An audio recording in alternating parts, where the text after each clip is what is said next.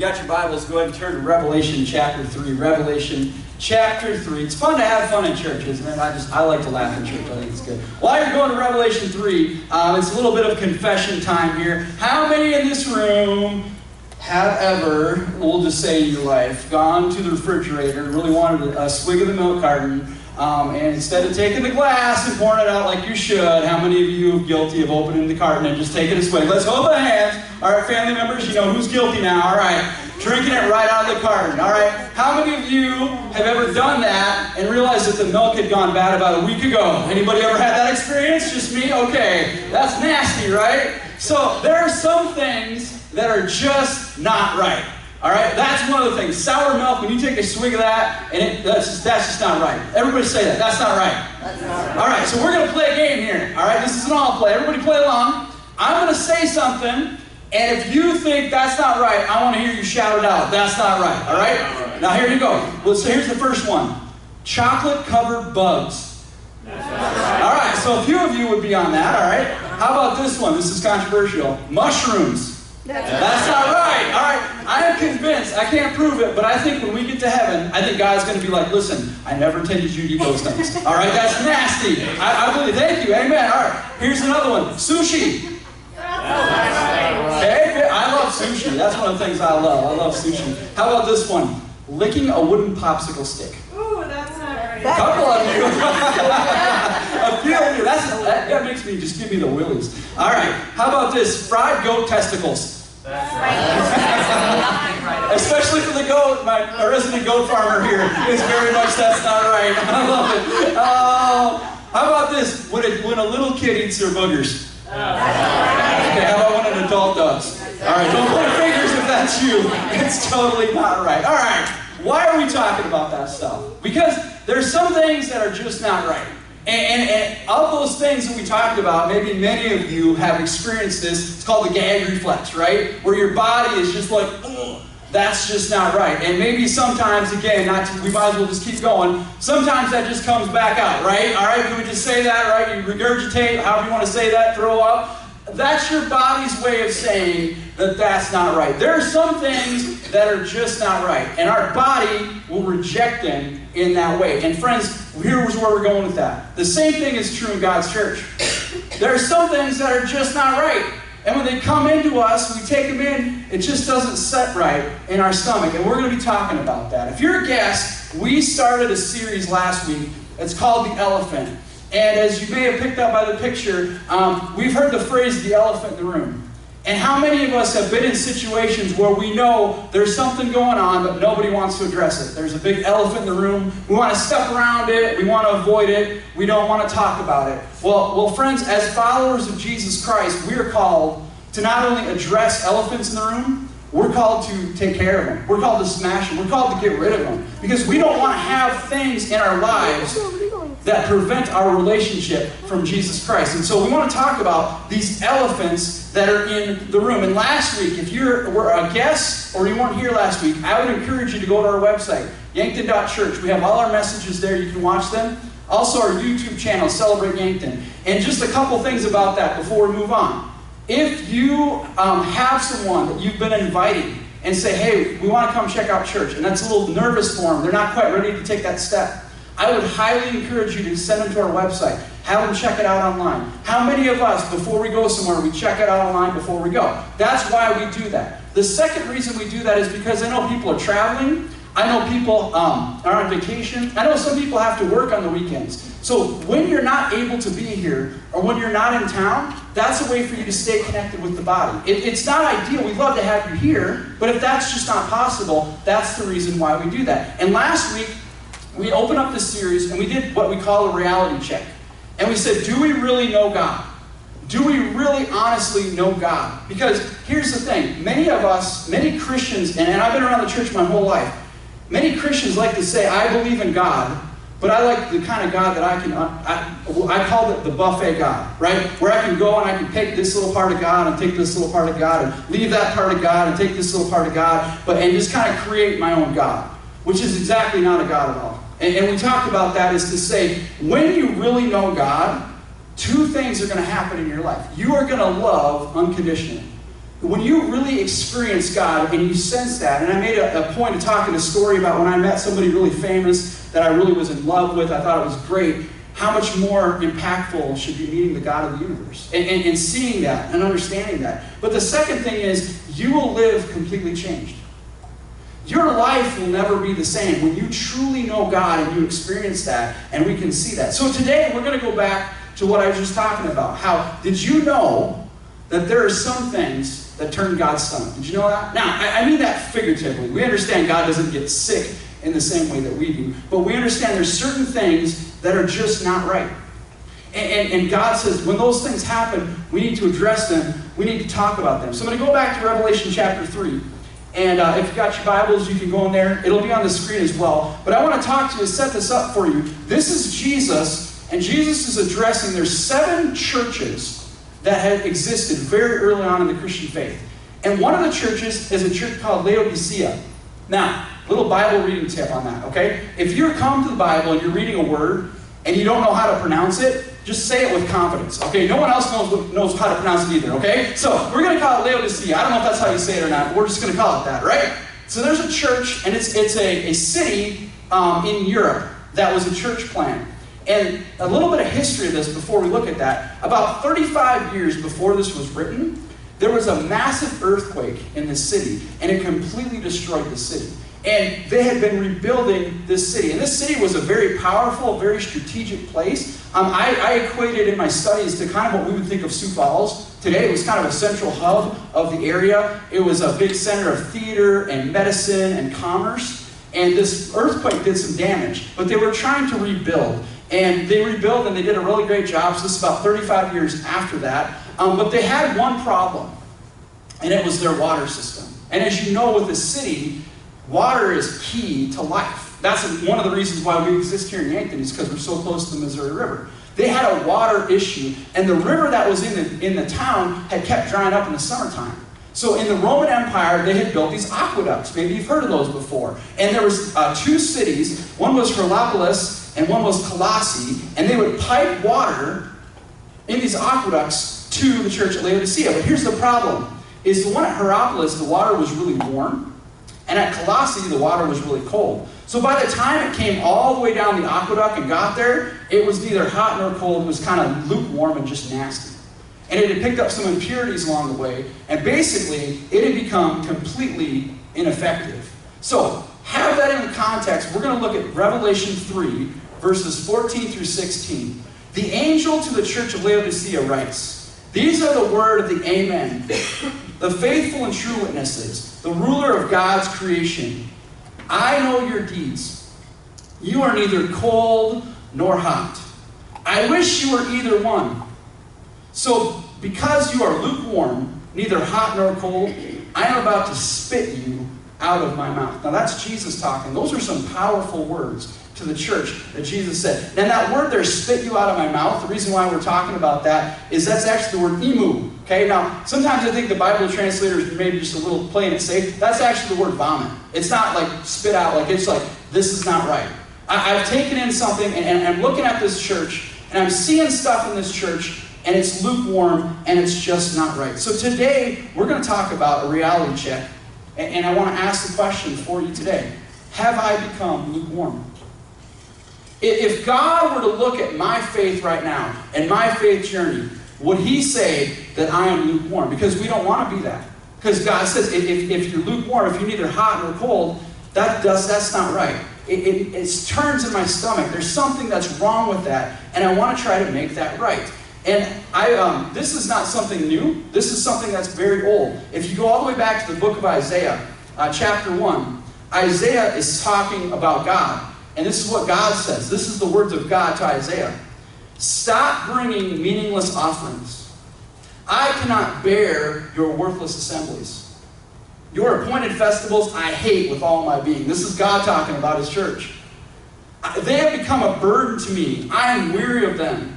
When you spread out your hands in prayer, I hide my eyes from you. Even when you offer prayers, I am not listening." Those are some powerful words. Did you know that even if you're in church, you cannot be honoring God sometimes? Did you know that? And that's what God says. God says there are some churches that it's just a burden to me. I would rather you just not even do that.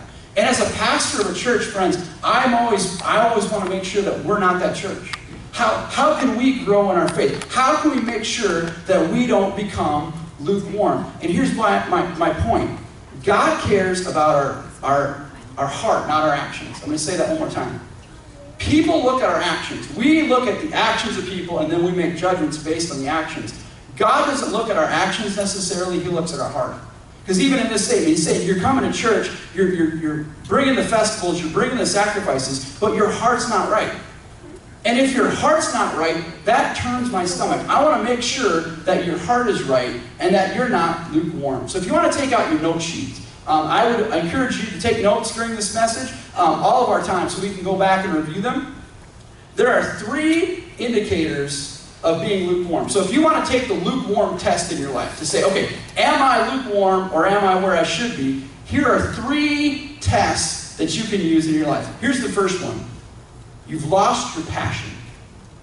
You've lost your passion. You know what it's like at the beginning of a relationship, right? When Elaine and I first started dating, and you're just so full of passion. You remember those times, and like you're talking, and you never want to leave, and you're on the phone. We used to be on the phone together, and I'd be like, "Oh, you hang up. No, you hang up. No, you hang up. I love you." You just want to be with them, right? And when you see them, all those feelings in your stomach, you know, and then you get married, right? And sometimes that passion has a way of kind of going away or maybe dying down, right? You know what I'm talking about? And why is that? How can we keep our passion, not only in our marriage relationship, but also in our relationships with God? And I found this fascinating. The Arizona State University did a study of married couples. And they found something that was really key to maintaining the passion in your marriage. And it's something that's really simple. So I'm going to give you guys a gem. This isn't a message on marriage, but if you're married, this is great. And if you're not married, if you're married someday, use this because this will work. This is what you have to do. You have to kiss each other passionately for 15 seconds. Now, that doesn't seem like a big deal, right? 15 seconds is not that long. But, you know, Elaine and I tried it out, and it was pretty good, right? 15 seconds, it's a long time. And what they found is if you kiss each other for 15 seconds every day, couples that do that reported not only less stress, but more relationship satisfaction. And they also had a decrease in bad cholesterol levels. And when they took stress tests after doing that, they were more able to handle the stress test, and they attributed it to increased levels of oxytocin. All right? So here's my point. You should never feel your way into an action. Never. We base so much of our lives on our feelings. I don't feel like it. I don't feel like doing it. Friends, we never feel our way into an action. We should always act our way into a feeling. In the same way, in your marriage, if you're feeling like there's kind of a lack of passion, and maybe that is like the worst thing you can do right now is to kiss your spouse for 15 seconds, like you just want to, that makes you want to throw up, all right? Do it. Do it. Because once upon a time, that worked. Once upon a time, that is what caused that. And always act our way into a feeling. Never feel your way into an action. That's how we renew our passion. And friends, it's the same thing with our faith. Many of us in this room would say, once upon a time, I was a follower of Jesus Christ. I was passionate about church or my Bible school, or I went to youth camp or whatever that was. And I really felt on fire and passionate about God. But for some reason, just because we're human beings, we've kind of lost that passion. Maybe we've kind of died out a little bit. Can I encourage you? Find something that you can do that will increase that passion again. Find that first love again. I'm going to tell you 2 things that I do. Since I've been here, I don't know if you guys, I'm a very passionate person. I love this church. I love what God's called me to do. I want to do this for the rest of my life. But I have my days. Can I just be honest with you, okay? One of the things that I like to be is authentic with you as a church. There's some times where my passion kind of dies down a little bit. There's 2 things that always help reignite my passion.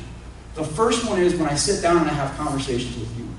I'm a one-on-one kind of guy. You know, I'm not a big group kind of guy, but I love to sit down, I love to have conversations. And I hear things in your life, in your heart, you guys share stuff with me. Man, I love that. That just renews my passion. It's like, okay, that's what we're doing here. Because I'm like anyone else. I wonder sometimes, are we making a difference? Is what we're doing matters? And man, that really helps. The second thing, because that's dependent on other people. So I can't be dependent on other people in my life. So one of the things that I do myself to kind of help renew my passion And this started the first time I came to this community. The very first time I came to Yankton with the heart of a church planner, I drove around this community. And I was in my car. Sometimes I do it on my bike now. But I just drive around and I just look at the houses. And I start thinking about the people who live in those houses. And I start thinking, where do they work? What are their family situation? What's their marriage like right now? And then I see another house, and I see another house. And I get this passion that burns inside of me because I know that, man, that's what I'm called here to do. My church is not in this room. Did you know that? The church that God called me is this entire community. And every single person that I have the privilege of standing face to face with is somebody who matters to Jesus Christ. And I want to connect with them to their Savior. That renews my passion. So what in your life renews your passion? If you've lost your passion, how can you get that back? Here's the second thing that is a test of lukewarmness. If you've lost your purpose. Have you lost your purpose? The question we all need to ask ourselves every day is, why do I do what I do? What is it? Why do you come here on Sunday? What's the reason why you come here on Sunday? What's the purpose of that? How does that look? What is your purpose in what you're doing? Because we always need to remember what our purpose is. I heard a story about a king, and he had several wives, but his favorite wife actually died. And he was torn with grief because his favorite wife died. So he decided to build an amazing tomb, just an elaborate tomb, just to honor this wife. He spent so much time, actually over 16 years, building this amazing tomb. And eventually, over time, he actually became more obsessed with building this tomb than honoring his dead wife, because 16 years is a long time. So one day, he was walking around the construction site, and there's a lot of things moving, a lot of pieces going, and there was this box that he accidentally tripped over. Well, he was angry and frustrated with the workers, so he had him throw away the box. Here's the problem. His wife's body was in the box. You know why? Because he lost his purpose. The purpose of the tomb was to honor his dead wife. And he completely lost sight of that, and he started building this tomb. And the tomb became more important than the purpose, which was to honor his wife. Friends, as a church, what is our purpose? And I want to look at Proverbs chapter 29. It'll be on your screen here.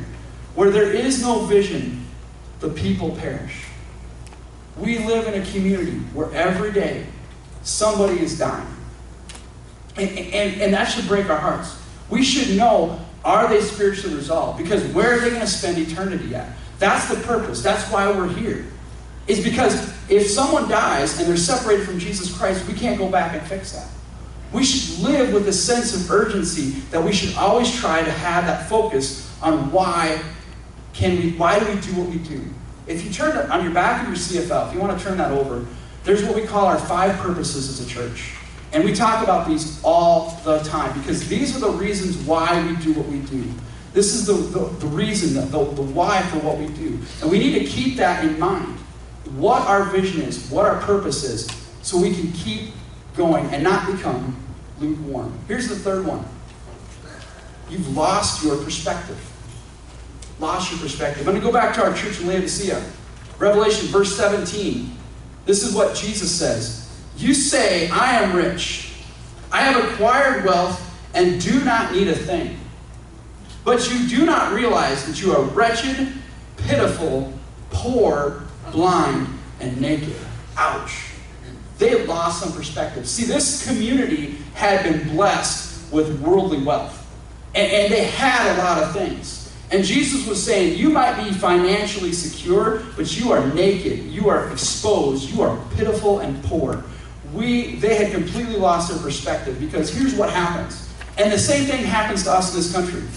When we get comfortable, when we get self-sufficient, there's no more room for God. See, look, I have everything I need. I have a nice house, I have a nice job, I have a nice income. And those things should draw us closer to God. But isn't it crazy how that has the exact opposite effect? And how people, I've met people in my life who have literally nothing. And yet they have this amazing, incredible faith. And isn't that interesting how our perspective can change just because we get comfortable? We think that we have what we need. And what we really need is Jesus Christ. Because here's the thing. We might think that we're wealthy or rich. When it comes to the foot of the Jesus cross, we're all poor.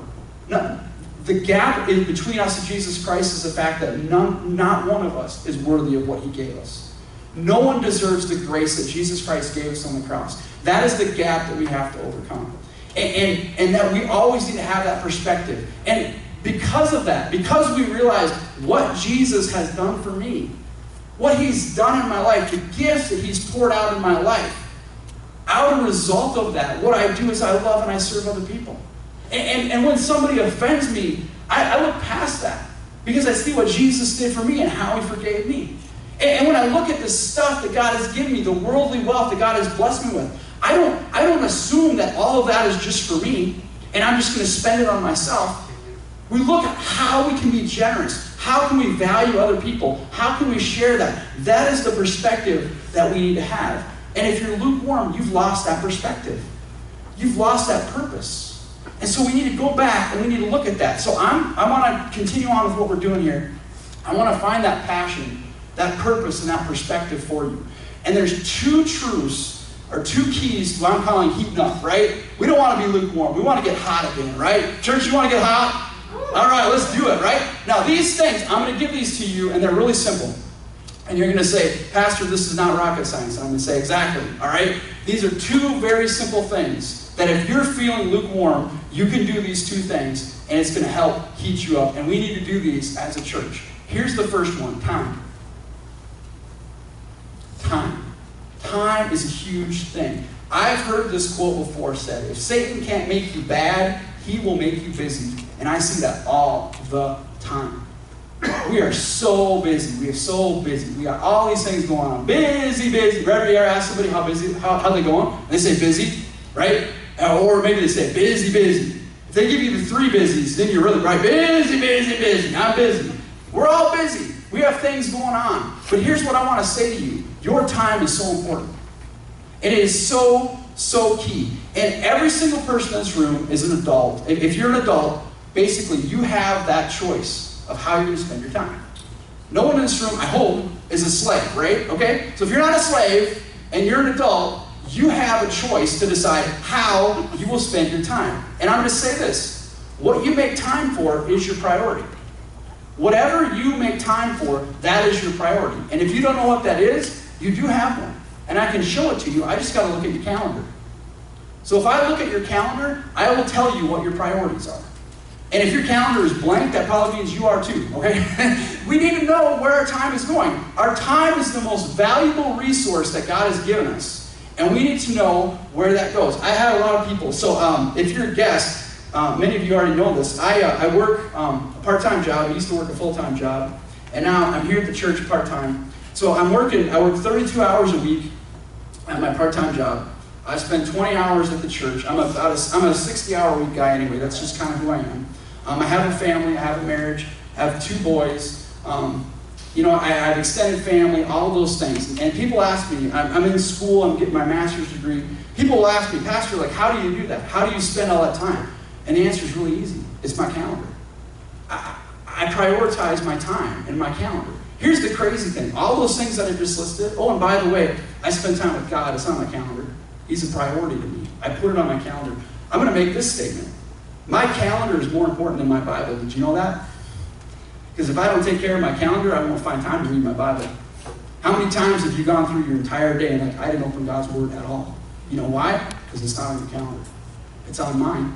And all those things that I have, I added it up one time because I'm kind of weird like that, right? Because I want to know where my time is going. I have over 32 waking hours a week, right? That includes after sleep, after all that stuff, after I take care of all that stuff, I exercise, I take care of me. I still have over 32 hours a week to do whatever I want to with. You know why? Because I manage my time. Your time is so, so important and key. You need to sit down and you need to look at what that means because that's how we can continue to grow in our faith. That's how we can heat up again. So there's 2 things about time that I want to point out to you. And the first one is time of duration. Okay? Because it's not just enough about time, it's how long. That's just your presence. Okay? For any relationship to grow and be healthy, you must spend time together. You got to spend lots of times together. That's why our Sunday gatherings are so important. And they are. And if you're in town, be around. We'd love to have you here because spending that time together will help. And that's why we have it online. I already said that. Why we have it online. In case you can't be here, you can still make time for that. Put that in your calendar. Say, I'm going to watch that. I'll say this. I believe that as your pastor, I'm only as good to you as I am to myself. What I mean by that is I have to take care of me. So every week I attend church. I stand up here and preach, but I have a church that I go to, and it's online, and I watch it, and because I need that too. I need to be fed as well. So how long you spend it. Here's the other one about duration, is with life groups. Life groups are so, so important. Those daily time, every week, we have groups of people that meet together. And the reason why we do it every single week is because we understand this principle of duration of time. It takes time to build those relationships. We can't do that in here. This is great, and we love that doing that. But to really get to know people in community with each other happens in life groups, where you can sit across the table from them, hear their story, hear their life. That duration of time. That's why we do it every week. And we're a church that we don't take summers off. Some churches do that with life groups. They say, oh, it's the summertime, we're not going to meet. We don't do that. Because we believe in that every single week, that importance of that. But the second thing about time is the depth. Not just the duration, but the depth. Would you agree that sometimes we can spend time with somebody and not actually be with them, right? You're in a room with somebody and you're not really there with them, and the time doesn't really count. Elaine, one of her great love languages is time. She loves quality time. That's her thing. And I used to get in trouble sometimes because I would say, well, we'll spend time together, and we're together, but it's not that depth of time. You know what I mean? That quality time together, that's really important to her. And so we have to make a point to do that, and we have to do that. One of the things that we found a long time ago is called grocery dates. We call them grocery dates, where we got to go to the grocery store. And we've got to go and we've got to buy groceries, but we just spend time together, just talking and walking through the store. She loves that. That's important to her. So we want to do that. So you want to find ways to spend quality time with other people and with God. Not just the duration of the time, but also the quality of the time. So the duration and the depth are super, super important. And again, time comes down to what is your priority. What is important to you will be shown in your calendar. Now, I'm going to ask you a question. Let's say, just for example, I'm going to give you a job opportunity. Okay, I'm going to offer you a job. And this job is right in your wheelhouse. So whatever your skill set is, okay, where you're good at, this job is right in that skill set. And this job is going to pay you $80,000 a year. Okay? Pretty good job, right? $80,000 a year, it's right in your skill set. But there's one requirement of this job. One requirement. It's very important. This is the non-negotiable of this job. Monday through Friday, that's your schedule, Monday through Friday, you have to be there to work at 8:30 in the morning. Okay? Monday through Friday, not 8:31, not 8:35.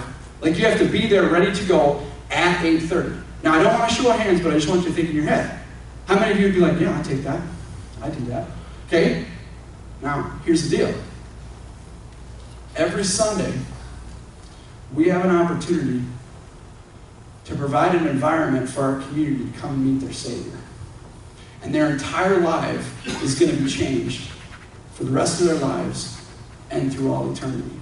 And we have an opportunity to do that every week. And we started at 8:30 in the morning.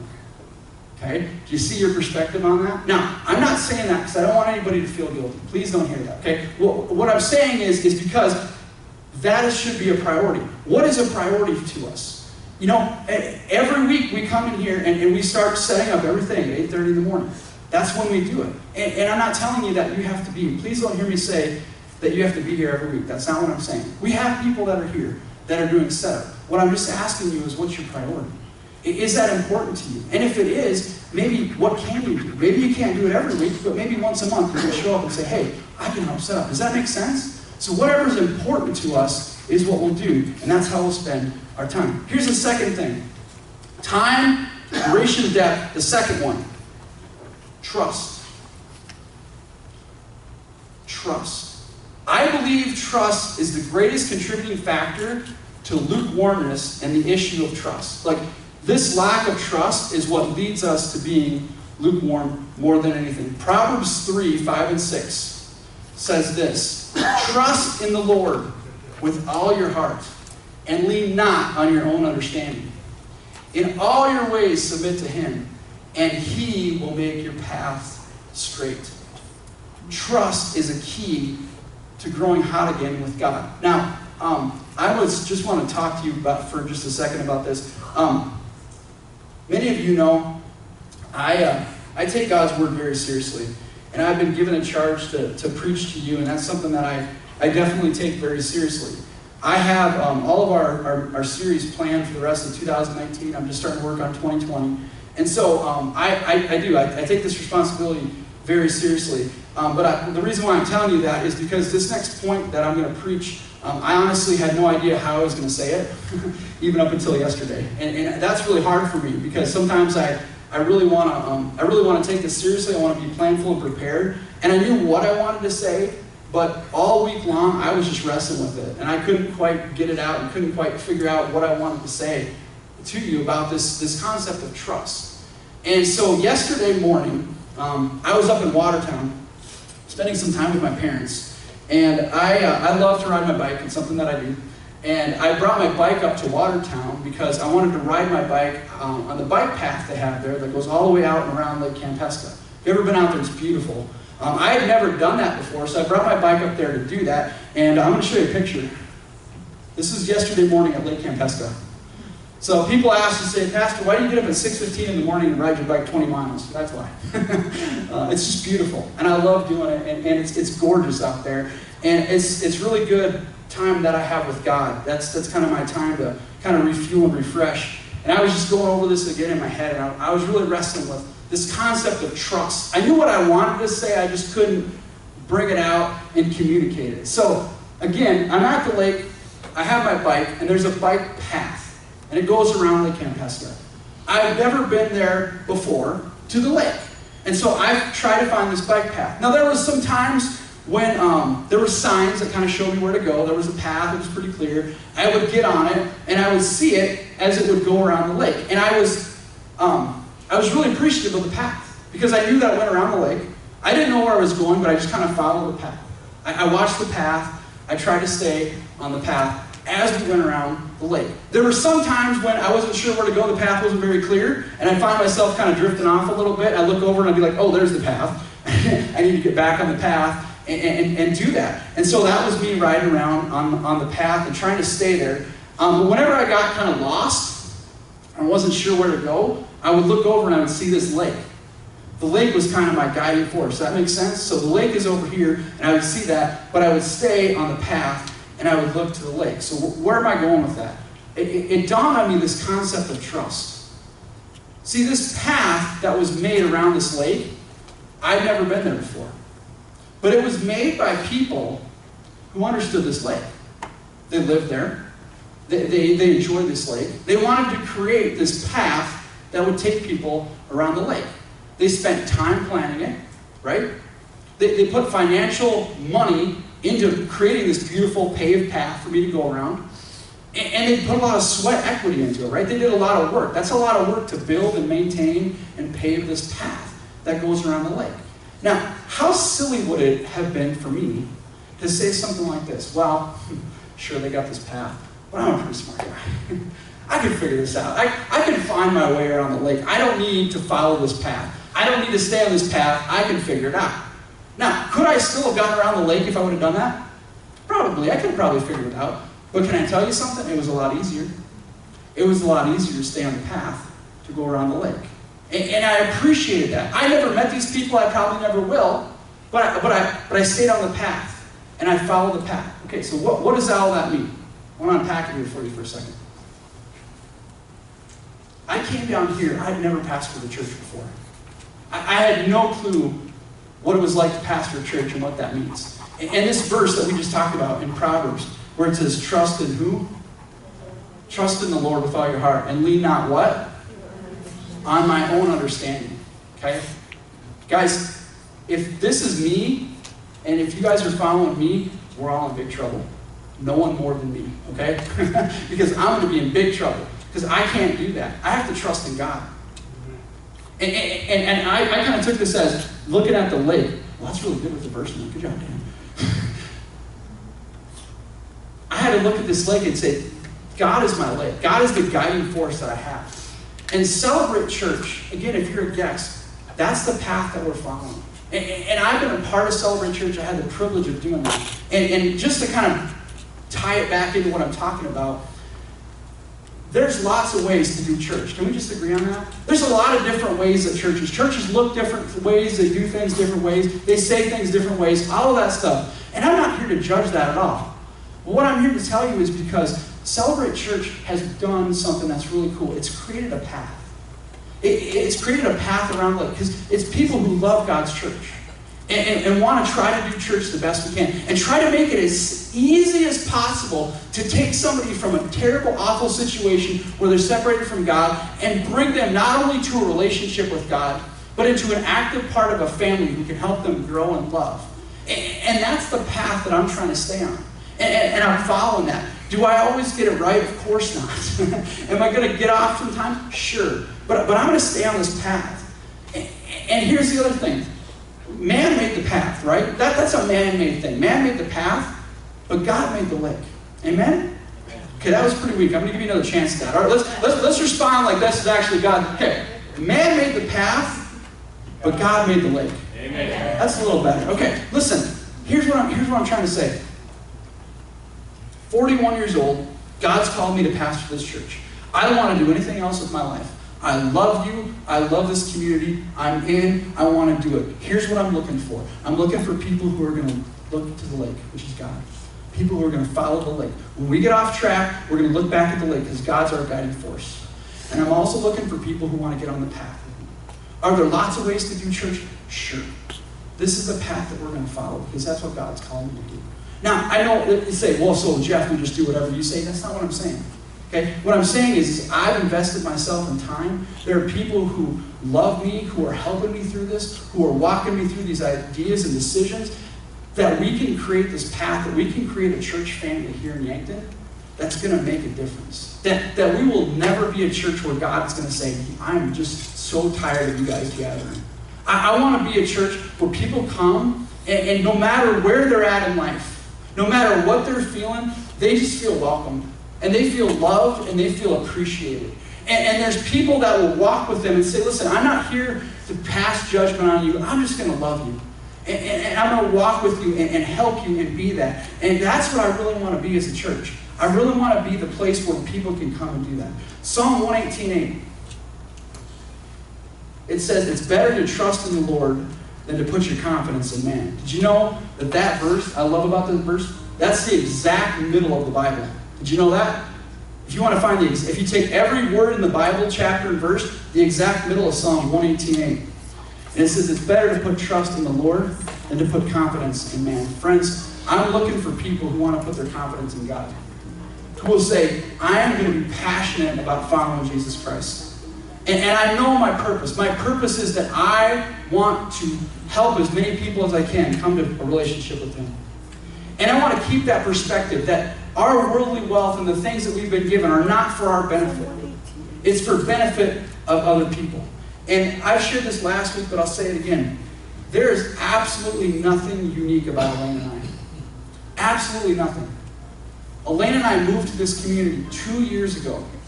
And we work 40 hours a week. I was working 40 hours a week at the time. We have kids. We have jobs. We have extended families. We have life. We have crises. We have things that come up in our life. But here's the thing. We believe with all of our heart that God has called us to this community. And we are we're gonna take our time and devote it to building His kingdom. We're going to take our trust and we're going to put it in Him. Not our own understanding. We're going to follow God as best we can. And I'm convinced in the Spirit that so many people in this room could have done the exact same thing. And I know a lot of you, some of you could have even done it better than Elaine and I have had. But that's what we're looking for, church. I want to be the church where we can stand up and say, we're following God. We're not always going to get it right, but we're going to keep looking to Him. And we're not going to put our confidence in our own understandings and what we think is right. We're going to put our trust in Him.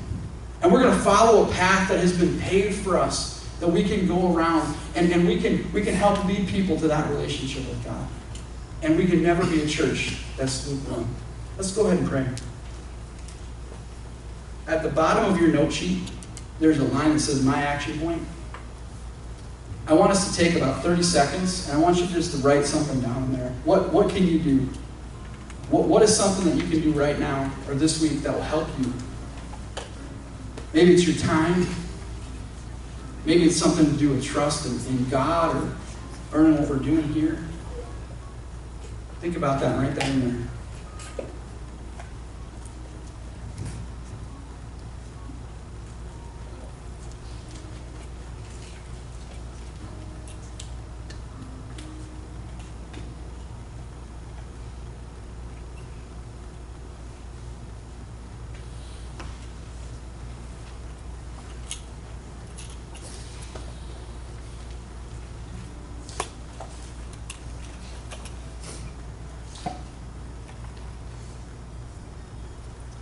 Jesus, I thank you that you loved me right where I was. You didn't wait for me to get it right. You didn't wait for me to clean up. While I was still a sinner, you died for me. And you know every horrible thing that I was going to do, and you did it anyway. Thank you for that, Jesus. And Jesus, I'm so grateful that you've given me the privilege of ministering your love to other people. And God, forgive me for the times when my passion is waned. When I've lost focus of my purpose. And I've lost my perspective. And God, I pray for myself and everyone in this room, God, if this is our church home, if this is where we're committed to, that we would invest our time. Whatever that looks like, I know that's going to be different for every person.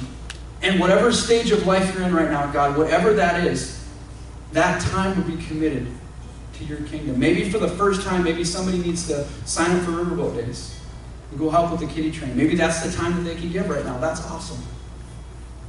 Maybe that's to take a step to say, hey, I want to get in community with other people. I want to find 2 other people that I can be in a life group with. Or maybe join one that's already going on. Or God, maybe I'm going to make a commitment to come here early or stay here late and I'll pack up or tear down or any of the things that we do here every week, God. Not because they need to be done, but because there's nothing else we could do. Every week we have an opportunity to invite our community to come and to join us and to share in your love. What a privilege, God, that we get to do that every week. And God, I ask more than anything, and you know my heart right now, that we would trust in you with all our heart. That we would lean not on our own understanding. And when we do that, you will guide our path. And you will make it abundantly clear how we do those things. God, I pray that we don't get lost in the weeds of do this, do this, do this. But that we would just stay clearly focused on you and where you're guiding us as a church. I have never been more excited about pastoring this church than I have been in the last 30 days. And God, I can't wait to see all of the things that you are going to do through the lives and to change lives, God, that are not even here yet, but that will be. God, thank you.